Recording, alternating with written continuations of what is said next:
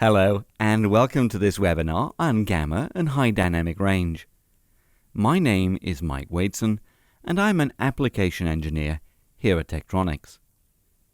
In this presentation, we'll delve into gamma and high dynamic range, then finally look at how to adjust levels of camera raw footage on a Tektronix WFM 8300 waveform monitor to make HDR images.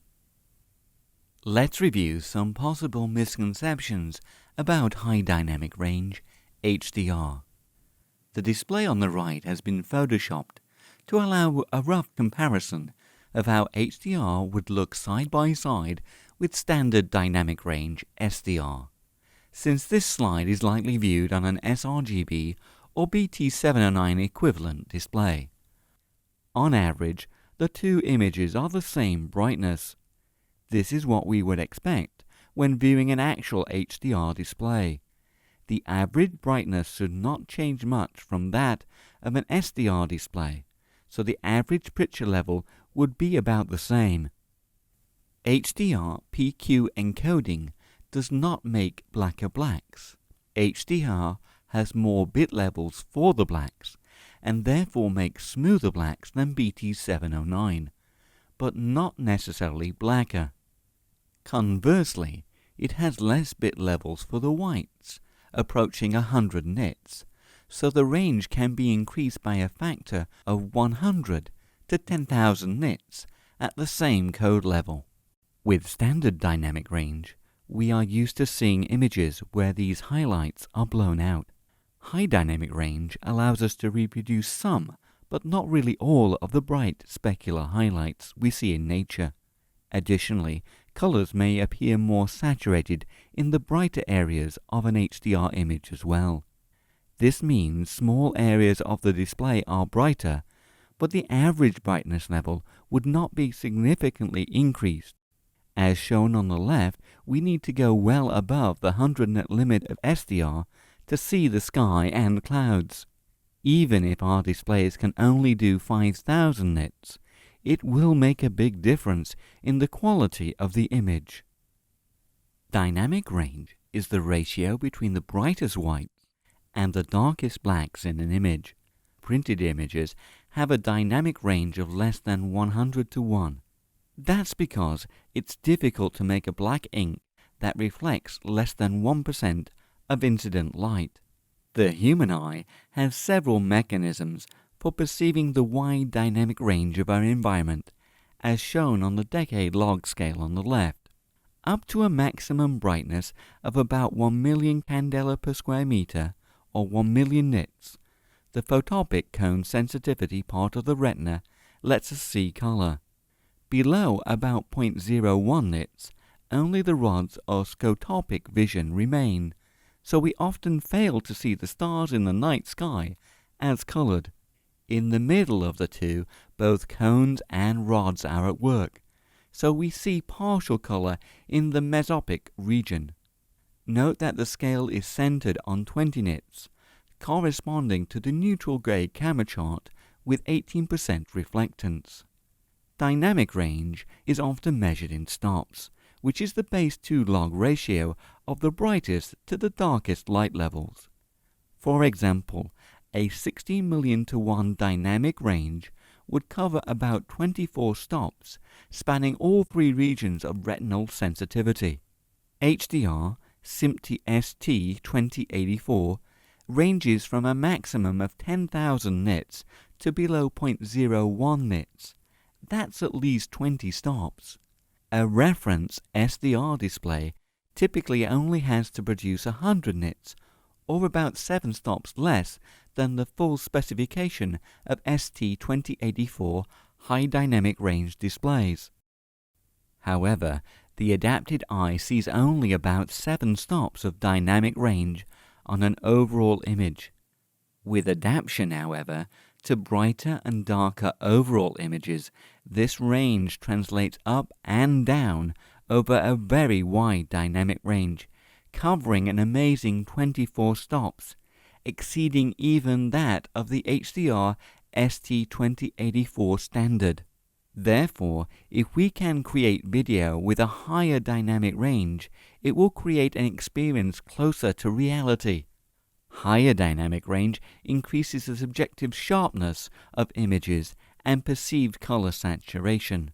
For comparison, SDR consumer television with 8-bit video such as DVDs and MPEG video support only about 10 stops of dynamic range, and 10-bit professional SDR video supports about 12 stops. Since cameras are essential to live HDR, it's useful to examine this range in terms of relative stops. This can be thought of as f-stops, or simply stops, covering a range of 16 stops with the zero-stop reference set to the 18% reflectance gray card when illuminated with 100 nits light. Therefore, zero stops refers to about 20 nits, with 100 nits at about plus 2.5 stops. For example, a camera speed setting optimizes dynamic range. Note that cameras exceed the adaptive eye range by several stops in both the blacks and the highlights. Sometimes, high dynamic range is confused with high brightness. The two are not the same. For example, you can have high dynamic range in a dark movie environment, with a maximum brightness of only 48 nits, but with a minimum much less than 0.03 nits in a good theater. That's a pretty good dynamic range. Alternatively, you can see displays with very bright screens of hundreds or even thousands of nits with a relatively poor displayed dynamic range. Just turn off the TV, and if the screen looks light gray because of a light viewing environment, that is the bottom of your dynamic range, since TVs cannot produce negative light. Overall, however, bright screens are better, since we have a chance to retain more dynamic range in bright viewing environments, since we cannot make lower light levels than that reflected off the screen when the display is turned off. This graph is a little confusing, since it is a log-log plot, where the log of data is plotted on both the x and y axis. When you do this with a power law gamma function like BT1886, you get a straight line, with the exponent or gamma determining the slope of that line. In the straight orange trace, we see that even with 12 bits, and using a BT1886 gamma 1000 nit display, we really are not optimal according to Barton's measurement of perceptual quantization error for small gradients of contrast over a range of luminance values. What happens is we see contouring or banding rather than smooth changes when the quantization step is above the Barton threshold curve, shown in black. This begins to occur in the dark grays to black areas as the luminance is reduced below a few nits. Also, considering that 10-bit BT1886 would be even worse in the blacks and still overkill in the bit level changes in the whites. As we can see in the blue trace, ST2084 was created to match or exceed the Barton curve over a wide range of luminance. It is not a straight line, so the ST2084 PQ function is more complex than the gamma power law, but uses bits more efficiently according to Barton's data. We would have to increase the BT1886 1000 nit display from 12 to over 15 bits to match ST2084 PQ in the blacks. Although not shown on the plot, it's also important to note that when we do use 12 bits for BT1886 with a 200 nit max reference monitor, we are just at or slightly below the Barton curve over the full range of luminance, and there would be no visible banding. So for the dark grey and blacks, the old gamma power law is okay for 12-bit video and displays up to a 200 nit max. Note also that digital cinema HDR increases only one stop, from 48 nits to 100 nits, which also helps compensate for 3D light loss. Here we see the PQ equations for an HDR ST2084 display, electrical to optical transfer function, EOTF. The EOTF for BT1886 is shown for comparison. Note that the exact inverse function is used for the source or optical to electrical transfer function, OETF. So the system gamma is unity. The plots compare ST2084PQ to BT1886 over the typical 10-bit code range from 64 to 940. We see that they diverge above code level 230, with PQ providing 2 decades more peak luminance.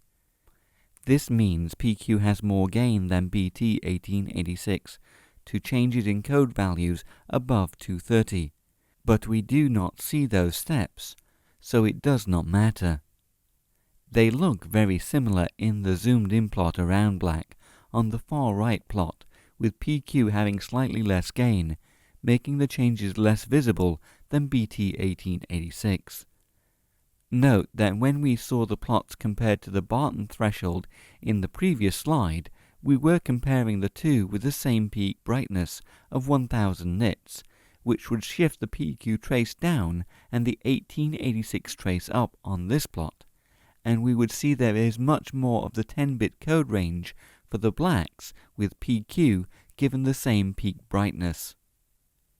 We often refer to the 64 to 940 code value range as 100%, or sometimes as 100 IRE, even though the scale is outdated.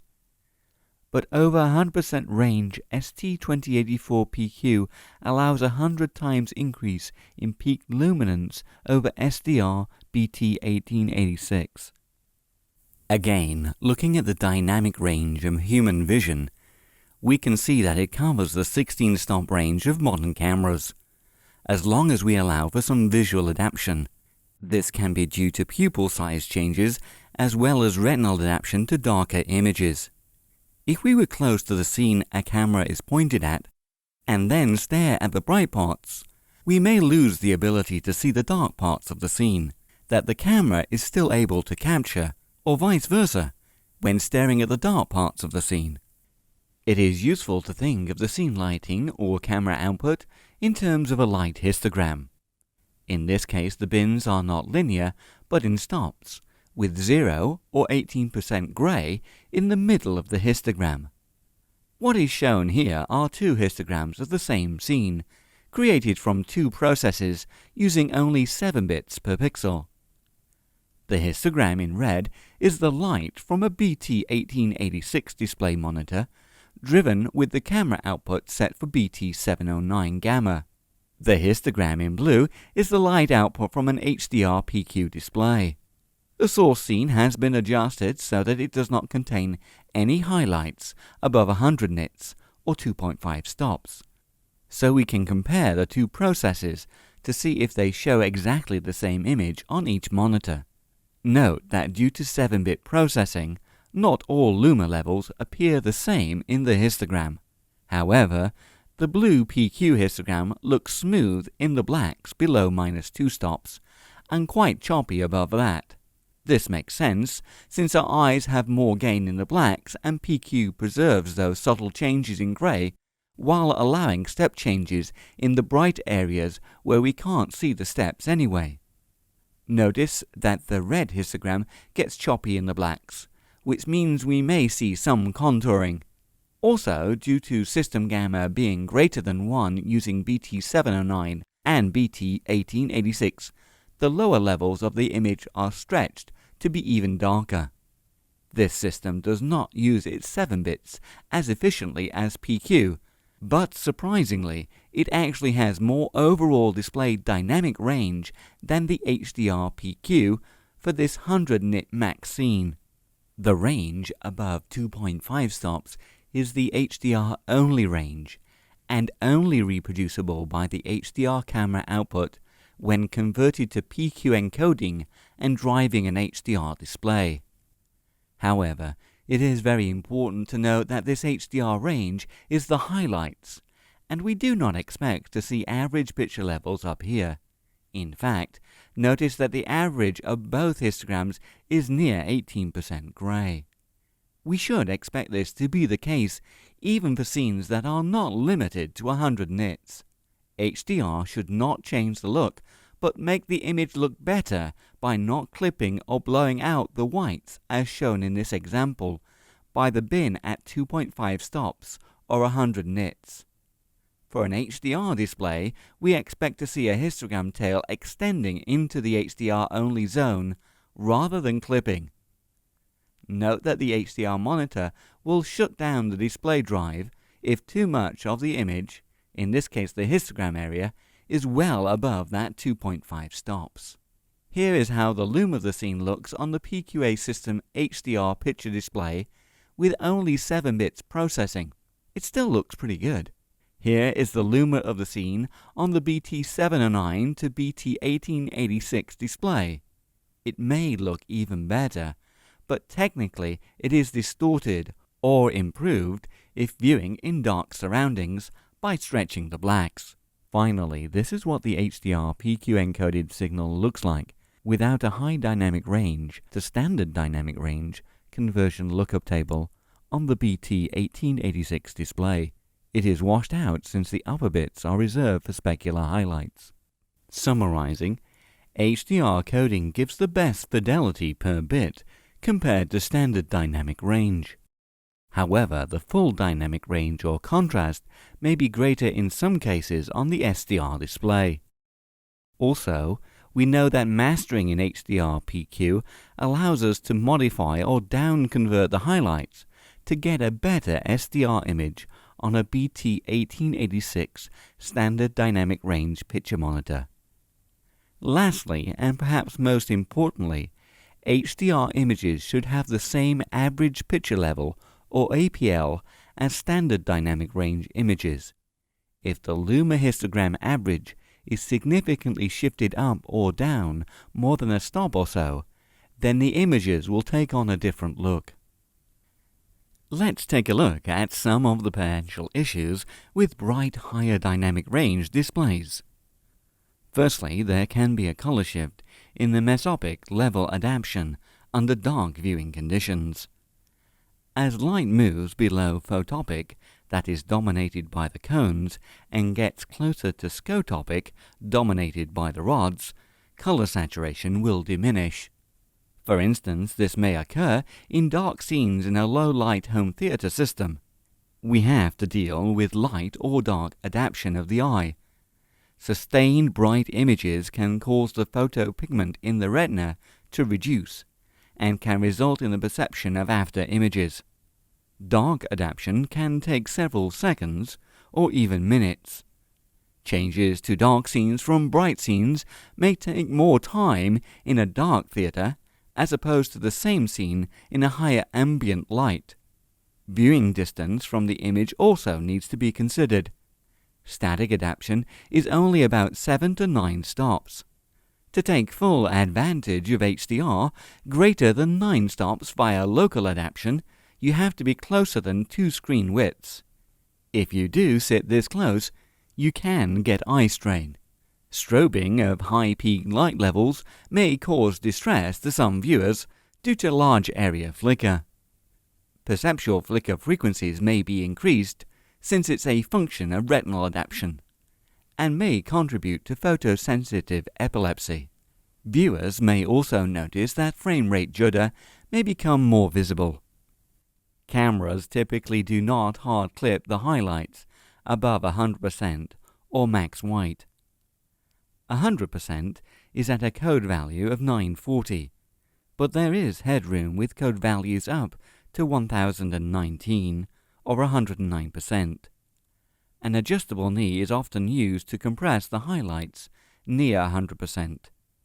The BT1886 display gamma corrects for the BT709 gamma above 100%, assuming it continues as in the orange-red curve above, with the camera knee converting to some kind of log curve as in the green trace.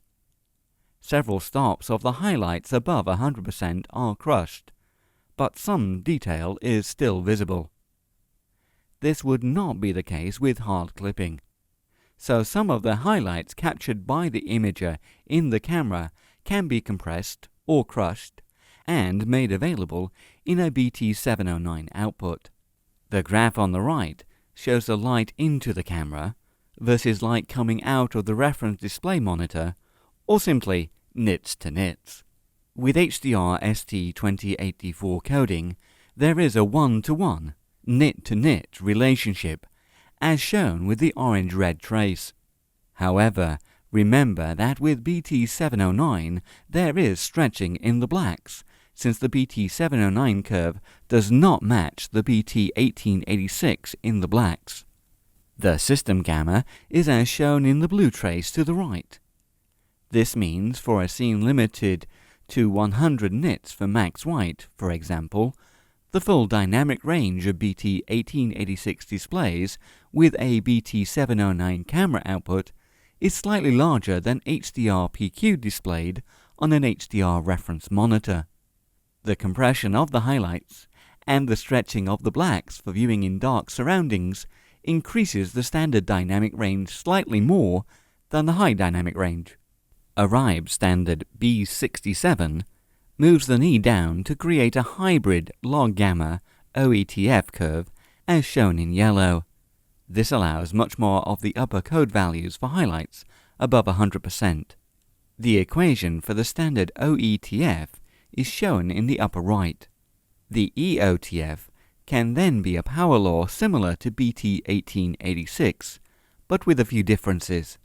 The gamma exponent is set to get the required system gamma. Also, instead of applying the gamma to R, G, and B individually, it is applied only to the luminance information. If the EOTF gamma exponent can be adjusted based on room lighting, a reference display monitor with high peak brightness can produce an HDR image without crushing the whites, as before with the typical BT709 camera knee. There are various standards that have been approved or proposed for high dynamic range formats. SMPTE has standardized ST2084, High Dynamic Range, Electro-Optical Transfer Function of Mastering Reference Displays, that is also known as Dolby Vision. This uses a perceptual quantizer based on the Barton contour perception, with an electro-optical transfer function that is the inverse of the optical to electrical transfer function, allowing 0.001 to 10,000 nits with 10 bits. Another approach, standardized by Arrive standard B67, uses a hybrid log gamma and was developed by the BBC and NHK. This process extends the log processing of high brightness peaks to mitigate blown out or clipped whites. By using the gamma function, it seamlessly uses the power law processing in the blacks, as in BT709 and BT2020 standards, but without the linear segment. Displays can evolve to allow 400 times to 800 times increases in display brightness. This standard allows the display's electro-optical transfer function to adjust system gamma to correct for surround illuminations in the range of 10 to 500 nits. Let us compare the optical to electrical transfer function of hybrid log gamma and SMPTE 2084 PQ to BT709. With BT709, we have a maximum of 100 nits. For hybrid log gamma and SMPTE 2084 PQ, we have set them for 400 nit max, and you can see the comparison on the graph on the right. Hybrid log gamma breaks from a power law gamma that roughly matches BT709 to a log curve above 14 nits, whereas PQ has much more gain in the dark greys but is less compatible with BT709 to BT1886. Additionally, proposed standards from Philips and Technicolor are in the process of being combined. The Philips system is parameter-based and embeds low bit rate HDR and SDR conversion parameters into the metadata. These parameters are extracted during decoding and used to tune the display for peak luma. The Technicolor video mastering and distribution workflow allows for grading both an HDR and SDR master. This is vital to maintain the artistic intent of the image. The Academy Color Encoding System, ACES, while not an HDR format, allows for wide dynamic range and wide color gamut, preserving the color workflow with 33-bit floating point and 10-bit proxy outputs in stops. At this time, these standards and other proposals continue to evolve to help define the HDR workflow from camera to the home. So far, we have looked at the theory of gamma and HDR. In this next section, we'll look more practically at how to capture and monitor an HDR signal on a Tektronix WFM 8300 waveform monitor. Firstly, when capturing raw footage, it's important to select the appropriate levels for black, 18% gray, and 90% reflectance white. The levels required will depend on the type of camera and the curve applied. This will determine where the video levels of the camera should be set. The table shows the appropriate levels for various curve types. For instance, we're going to be using a camera that captures an S-Log2 curve, and therefore we need to set our white point to 59% and our 18% gray point at 32%. In the next few minutes, we will show you how to set your waveform monitor, to make adjustments on the camera, and how to process the signal within post-production. We will first start by setting up our test chart within the scene. There are a wide variety of charts available. In this case, we are using a spider cube. This has areas for 90% reflectance, 18% gray, black, and sub-black. The chrome ball bearing on the top of the cube produces specular highlights from the reflection of the lights in the studio. The lights were carefully adjusted in the scene so that both sides of the cube were evenly illuminated. Then the camera was adjusted to the appropriate levels by using the ISO gain, iris, shutter, and white balance controls. In order to ensure the levels were correctly adjusted, we used a Tektronix WFM 8300 waveform monitor to view the video levels. Here, the WFM 8300 was configured to view the picture display.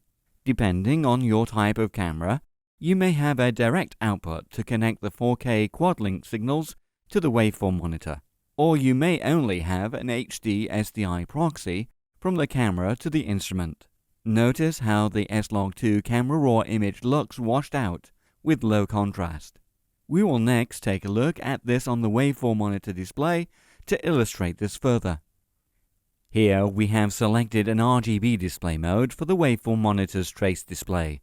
I have enabled the low-pass filter to more easily see distinct video levels of the signal.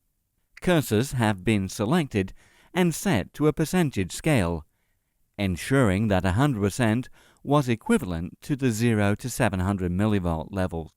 This can simplify the adjusting of video levels for the S-Log2 signal, and by placing the cursors to the correct white and gray points as previously defined in the table.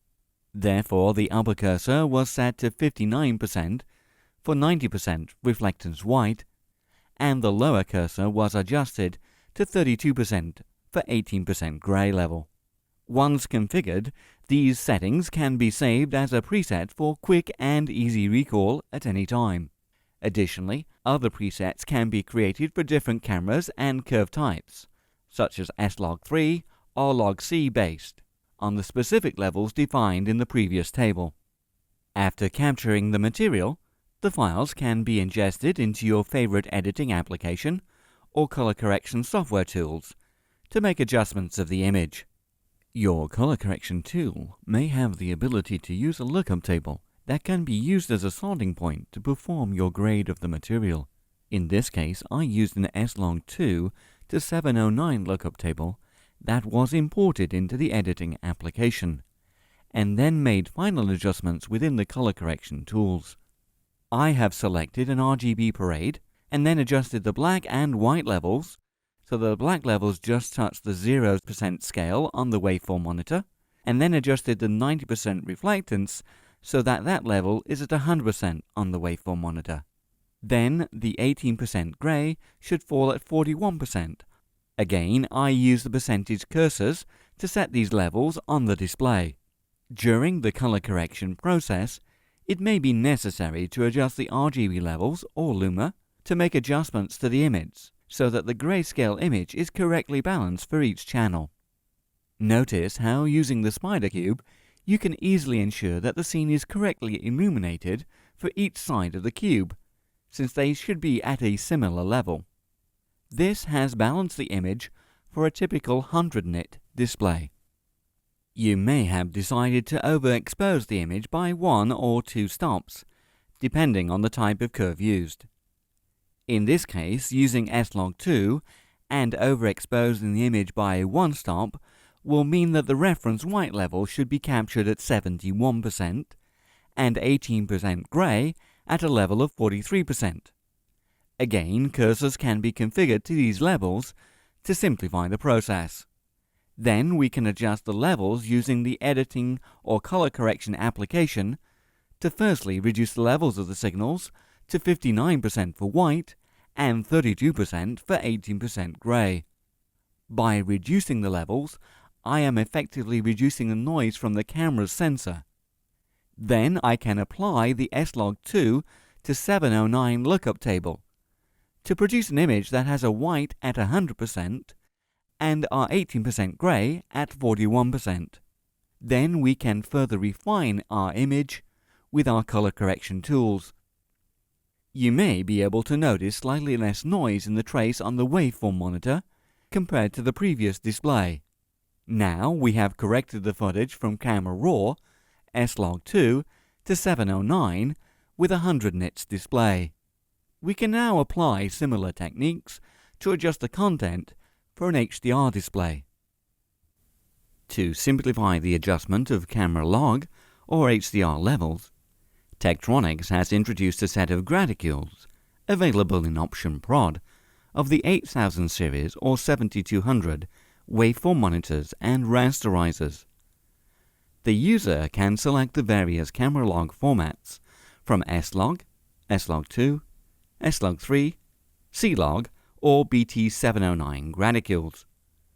This allows the editor or colorist to adjust the levels of their camera log content to the appropriate 18% gray point and 90% reflectance white levels. The scale is shown in stops, with 0 stops representing 18% gray, and allows the user to adjust their grayscale chart to match the limits quickly and easily. For the 90% reflectance white, this equates to 2.3 stops on the camera log graticule. The conversion to high dynamic range can be applied by an external lookup table box or via the editing or colorist's software application. Depending on the curve used, you will need to apply the specific HDR graticule scales that conform to the appropriate standard. With Option Prod, you can select Hybrid Log Gamma or a range of SMPTE 2084 nit scales from 1000 nits through to 10,000 nits that are available. Additionally, you can select narrow or full ranges depending upon the application for the SMPTE 2084 1K or 10K graticules. The narrow range defines the scale between 64 decimal and 940 decimal for a 10-bit video system. That equates from black to white at 0 to 100%. The full range is defined between 0 to 1023 of a 10-bit video system. However, in the SDI world, these values are clipped to 4 decimal to 1019 decimal, as code words are reserved for the upper and lower bit values. Here we have used the techniques described for capturing camera raw images applied to this scene to produce a grayscale image for a 100 nit standard dynamic range display. The image on the left is processed so as to appear as if we were looking at the scene the camera sees, with the exception that we cannot show the highlights in the sky. The image on the right shows how a standard BT709 gamma camera signal would appear on a calibrated BT1886 SDR reference monitor. Note on the right image that the tree and bicycle handle appear darker with more contrast than the actual scene at the camera due to the stretching of the blacks, even though the sky is still blown out and limited to 100 nits. The plot on the far right is a log-log plot of the nearly 10-to-1 stretching of the blacks near 1 IRE due to the over-unity system gamma of BT709 and BT1886. In order to see the scene's highlights above 100 nits in the sky, we need to deliver the content in HDR while maintaining roughly the same average picture level as the SDR display on a BT1886 monitor.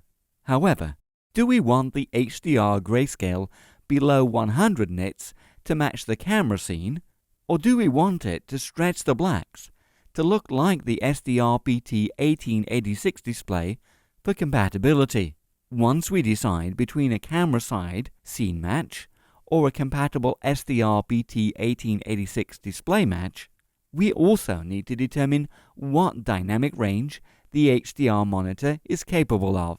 In our cases, we'll show examples of 1000, 2000, and 5000 nits. We also need to consider the level of reference white for the SDR image.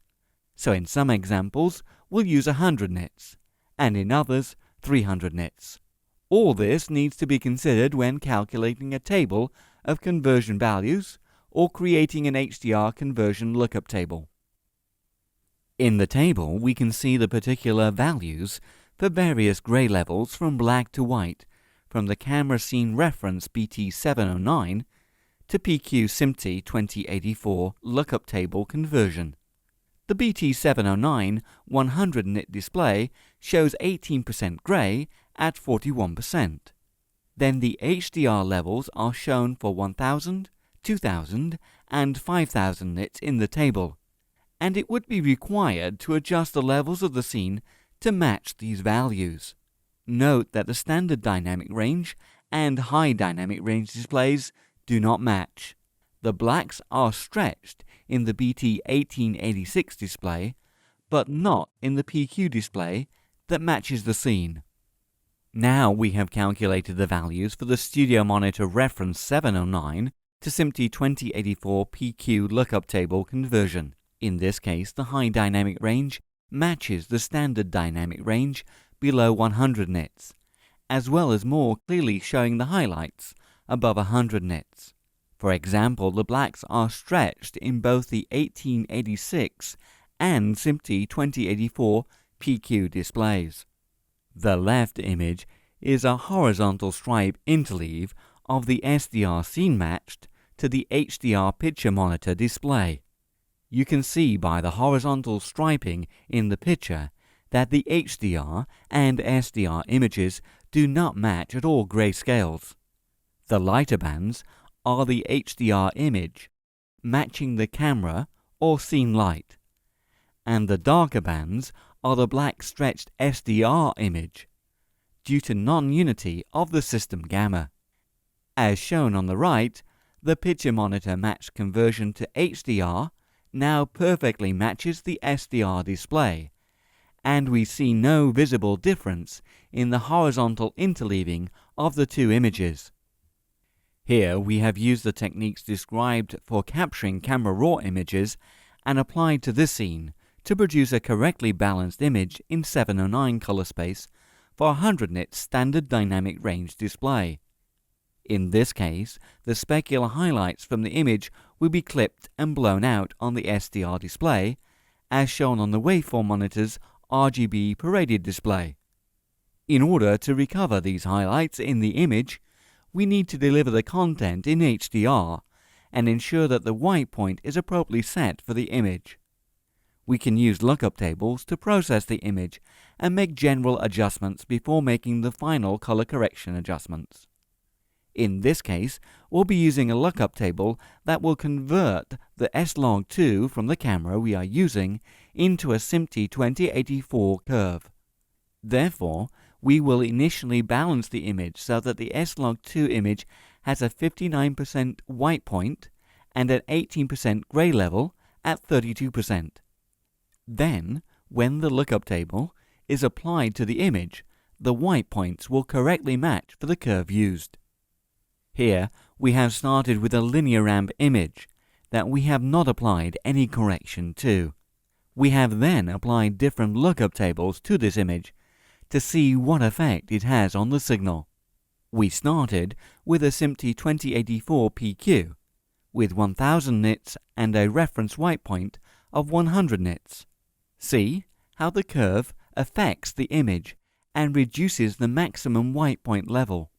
Next, we applied a lookup table with a SMPTE 2084 PQ with 1000 nits and this time a reference white point of 300 nits. See how in this case the curve is stretched out. Before we captured this scene, the spider cube was used to set the reference levels of the camera for S-Log2 for the 90% reflectance white and 80% grey as described before, and a short clip was captured of the reference content. Then the scene itself was captured and recorded to a file. In post-production, a lookup table was used in the color correction software application to change the levels to the SMPTE 2084 PQ curve for a 1000 nit reference monitor with 100 nits reference white. In this case, we used the camera scene levels of 75% for 90% reflectance white and 58% for the 18% grey. Slight adjustments were made with the color correction tools to the image using a reference HDR monitor to ensure the fidelity of the final image. Many of the software tools for HDR are still in the early stages of development, and these tools are continuing to evolve for HDR applications. So in summary, many of today's cameras are able to capture a wide dynamic range that is typically clipped or blown out with standard dynamic range displays. We can use the bits we have available more efficiently by the use of nonlinear processing such as S-Log2, ST2084PQ, and hybrid log gamma. With high dynamic range displays, we can utilize these bits more effectively to produce more vivid images.